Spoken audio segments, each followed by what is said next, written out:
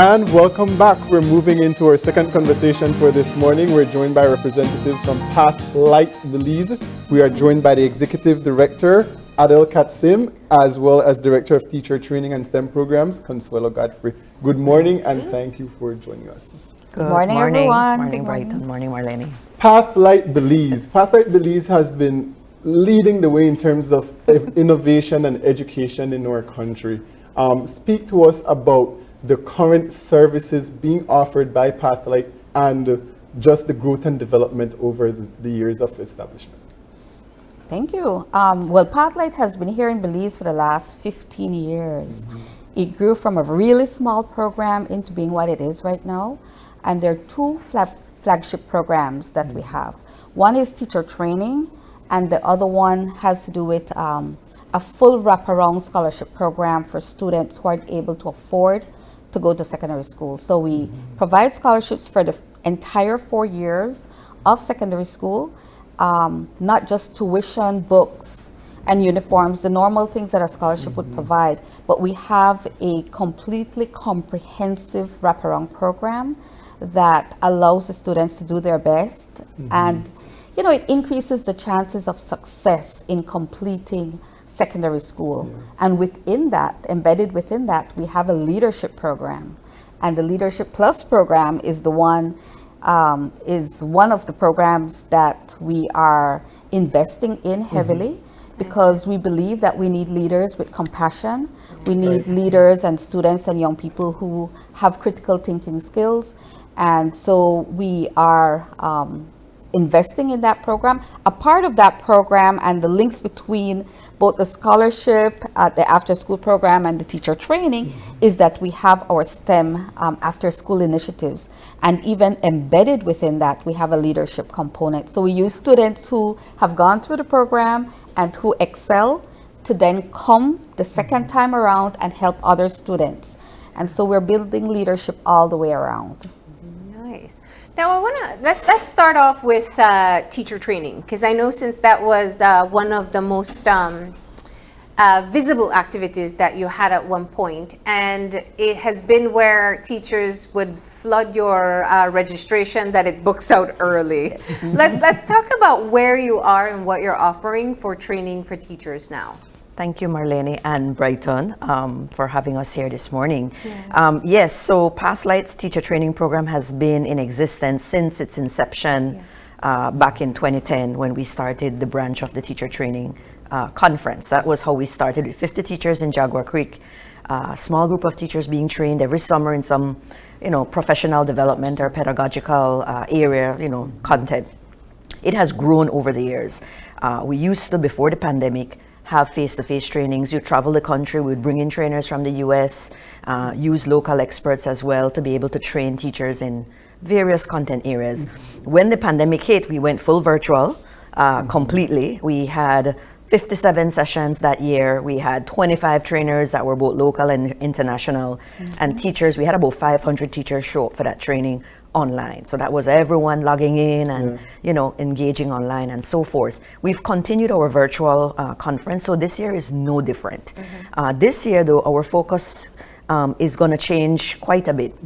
We are going to be focusing mostly on, for the primary education teachers and also for early childhood teachers, our focus is going to be on competency-based education, an introduction to what that is, which is in line with the reform initiative that the government is taking on with curriculum. And so teachers will kind of get a jump start on what that is, because competency-based education is very different than traditional based. We've been in the system where it's the teacher is like the sage on the stage, it's teacher directed, they do all the planning, they do all the selection. So there's not much of a student choice or voice within the lesson itself. And the way that students are assessed is dictated by the teacher. And so with competency-based education and competency-based teaching and learning, you notice I say education, learning, and teaching because they all, make up that system. It's more about looking at what students are able to do. What is it? A performance task. It's looking at the character of the child. It's looking at fostering things that, we were chatting about earlier: leadership, empathy, integrity, advocacy, citizenship. Even some level of self-regulation. And so moving away from the teacher being the all-knowing versus let's treat our students like they've come with knowledge. Let's treat our students like they also know how to get this done. And let's hear what they have to say. Maybe they have an idea of how they want to be assessed.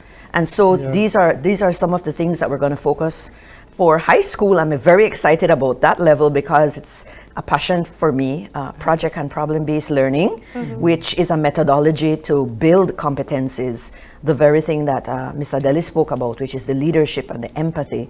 But in addition to that, it's going to foster critical thinking skills. It's going to foster collaboration, creativity. So those are some of the key things that are, really developing in students as we take them through a problem scenario, or they build a project, or they make a product. And that could be anything.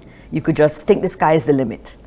You have partnered with the Ministry of Education that your trainings count towards the teacher license, right? Yes. So when they attend the training, that would then meet the requirements. Yes. Yeah? Yes. Okay. And so from the beginning, Pathlight has delivered accredited training to teachers. But what is a little bit different this time is that we're aligning our training program with the overall goals of the Ministry of Education as they implement the National Curriculum Reform Project, right? And so the entire country is moving towards competency-based learning. And because the entire country is moving in that direction, we then are stepping in to be a partner with government to make sure that we help in doing the teacher training, not just the training of existing teachers for CPDs, but also help to shape the curriculum of the tertiary level institutions that will be training teachers from the inception. So, we're doing it from both ends. And that way we get existing teachers to kind of shift and adapt to this new learning methodology, as well as the new ones coming in. It's a paradigm shift in culture for sure in comparison to when we were in primary school and secondary school, the type of approach that's taken. Speak to us about the importance of moving towards competency-based training and how it's going to impact, or how do you foresee it impacting our community and development? A great question, Brighton. What I understand from all the research that's been done, competency-based teaching and education has been around and has been kind of in a very background, quiet kind of way in education. We say that we want to teach competencies, we say we want to foster competencies, but when you look at existing curriculums and existing learning systems, they're not. Right? We only kind of speak, we only kind of like talk the talk, we don't really walk the walk. And so what the world was given a hard lesson when COVID came. And another thing that industries and especially in our local market here that we've discovered by chance, haphazardly, happenstance, is that the folks leaving the education system, they're not ready, for the most part, they're not ready for the world.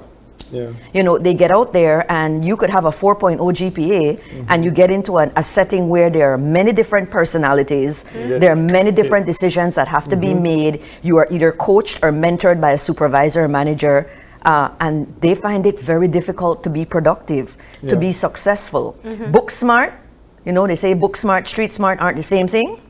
Well, it's the same. So competency-based education is really geared to, what is it we want to see at the end of that product? What do we want to see at the end of 12 years, out of high school? Because not everyone gets a chance to go to tertiary. But even if they do, what are they like in those institutions? What are they like? You both went away to study. That was a different setting. Out there, you had to learn and you had to adapt to certain environments. So that it helps with getting students prepared for that type of world. Give us an example, because I'm trying to understand competency-based learning right now. So if you were my teacher, you came into a class, because I think we haven't talked about parents buy-in, and we don't often talk about the pressures that schools and teachers come under by parents in the type of instruction they expect their children to get and the amount of work they expect their children to get. But a teacher comes into a classroom with a curriculum that's mandated by the Ministry of Education. They put together a teacher plan. They talk about the lesson, give some notes, write some notes, interactions.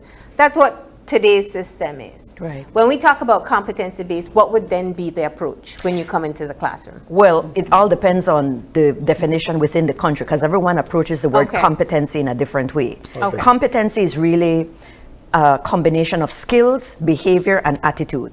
Because let me just say, you can be a good teacher, meaning you can deliver your lesson, Yeah. right? You can do the assessment, you can jot down the grades in the grade book, and you are a good teacher. You have the skill of teaching. What makes you competent is your ability to two things. What's the achievement level of each child in the classroom? Are you differentiating that learning environment for the quiet child, the gifted child, the child that is struggling? What level of assessments are you using? Not just paper-based tests, not just summative assessments, but you are actually formatively over the 3 weeks that you teach a unit, using primary as an example. Yeah. How are you assessing the development of that child moving forward? So competency-based is identifying, well, what is it we want to foster at the end of this unit? Are we fostering leadership?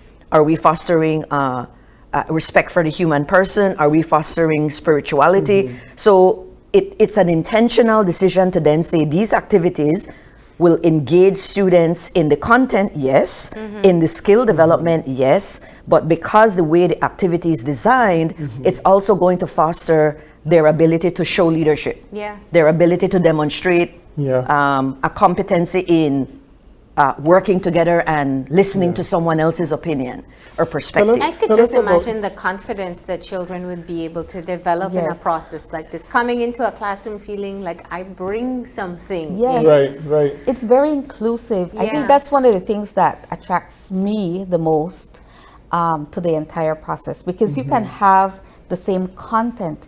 It's the approach. Yeah. It's how you deliver that content and the outcome of what it is that you want to achieve. It's not just a regurgitation, but it's actually learning skills that will allow you to apply what you learned in the real world. And Consuelo could talk about some of the projects that we've, completed in the last 2 years, Yeah. and to show that children, I mean, it doesn't matter what type of learning style you have or what your dominant learning style is, you can participate in this process because it fosters teamwork. Teamwork is naturally embedded within the process, right? And she's had some really good experiences. Pathlight in general is really proud to be able to continue to partner with government to make sure that whatever we have learned over the last 2 years, we can bring to the national stage and help teachers to shift in this direction, because this is what the government has identified as the way to go, not just now, but for the future. Ms. Godfrey, tell us about how effective this type of program is, or this type of approach is, in classrooms where we have so many students and it's a bit harder to focus on every single child's competency or their ability to be able to progress. Yeah, well, the competency is really the person's ability to not just demonstrate to the teacher they can do something, but how well they do it. As someone is competent, they're not just good at something, they're doing it at an exceptional level. Right. So it's the design, so we have to do these lesson plans, right? Teachers have to have lesson plans. I know the government is working on kind of alleviating some of that workload for teachers, and that's great. That's awesome. What it does is that it allows the teacher to take that lesson and then make changes to the design of activities. Sometimes we go into these classrooms and the students are writing notes. It takes long to write notes. Note taking is a good skill, but it shouldn't be the focus of the class. There are other ways that students can access content. Especially if you're looking at the high school level. I'm using that level as an example because that's the area that we're going to focus this first initiative on. Most of our students have access to internet at the tip of their fingers. So if you look at Bloom's taxonomy, teachers that are listening in would kind of understand what that is, the levels of thinking. You have what you call knowledge and understanding.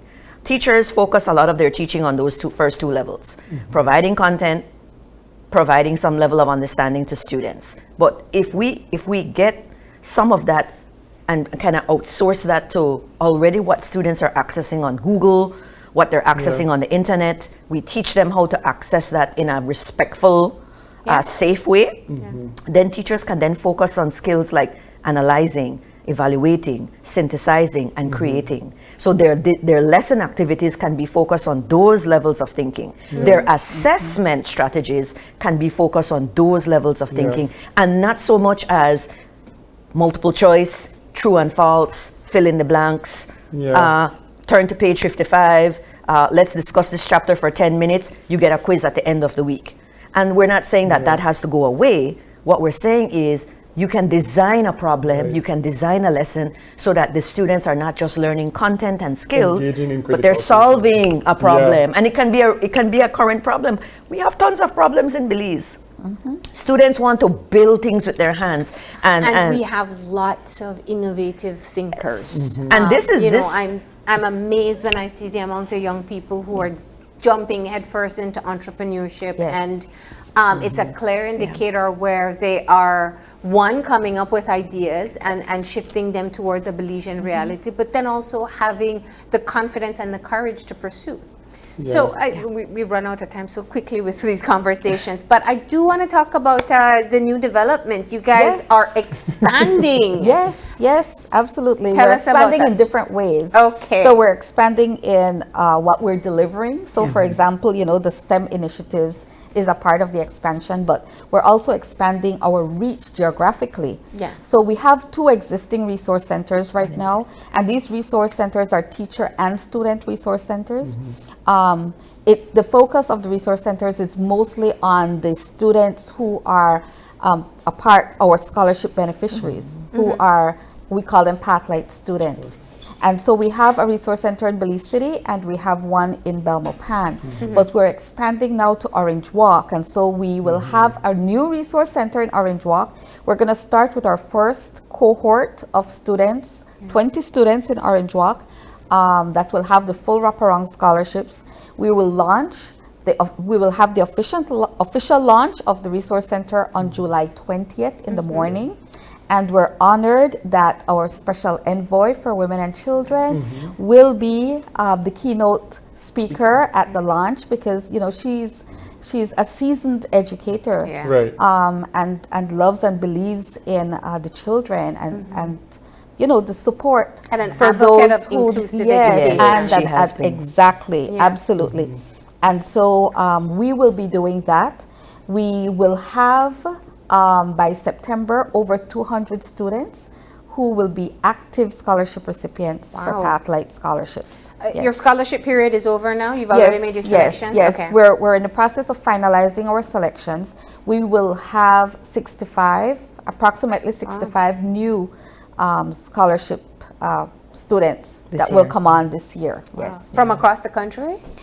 From the 3 areas in which we have resource centers. Because you want to offer the other services, the after school and the all the leadership after school services. So let me just make a distinction though. Our STEM after school initiatives are not just for Pathlight students. Those are offered to secondary school students across the country. And then there are other services that we provide only to the students who we consider Pathlight students. And that includes mental health counseling, it includes a warm meal, it includes transportation to and from school, it includes tutoring support and Christian mentorship, because Pathlight is a Christian organization, and the leadership development as well.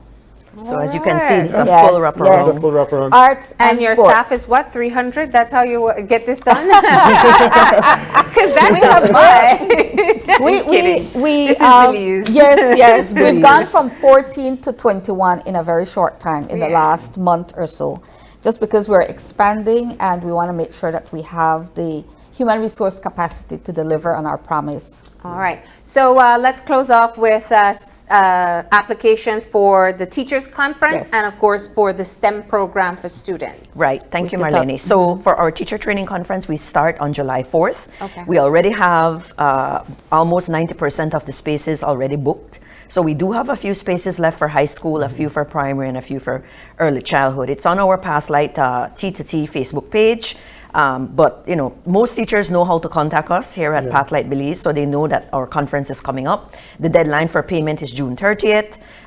For STEM after school programs, we do work with other networks and and organizations in Belize and around in the US. We have one coming up this summer on CubeSats. So students will be building satellites to launch into space. That's going to be an 8-week summer program in August. And then in the fall of this year, we're going to have our Martian greenhouse, growing food and populating the planet of Mars. What would that look like if you were to solve that problem, if we had to leave Earth and go inhabit another planet? So that's going to come on board in September of 2022, and all high schools are invited to participate in that after school. We've been doing this now for 2 years, and we've seen the great, wonderful product that it has produced in our students. Boys and girls, I Boys must and say. girls, but boys Thank you. especially Yes. love these Yes. hands-on Yes. projects. We just completed one on energy, where students had to build an energy grid. We had one for And Consejo the age Shores. groups for the STEM? Yeah, it's 13 to 18 high school age, and amazing projects coming out of students, our Belizean kids, thinking above the rim. It's So absolutely refreshing to yeah. hear more Yeah. young women being involved in STEM. STEM. Yeah. Well, our goal is, and I know Adele, Yes. our goal is to do like a 20 by 30. So it's 30 by 30. 30% of our girls in high school signing up for STEM careers by 2030. That's something that I want to see happen, and I'm going to be Yes. an advocate for that, because I think more of our girls need to venture into that field and that industry. This is where we align with the national goals of the government. Yeah. Right? Yes, because the government has these education goals. And so we're one of the partner agencies helping to achieve those. All right. Well, ladies, thank you so much for telling us about what you've been up to. There's always something innovative cooking, so we love to get the scoop. And I know, as you said, there are limited spaces left in the teachers' conference, so that means sign up today. Yeah, that would be great. Yes, please. All right, we're going to go ahead and take a break. When we come back, we are going to be having our final Top Achievers conversation for this graduation season, and we are going to be featuring students from La Isla Bonita. So please, stay tuned.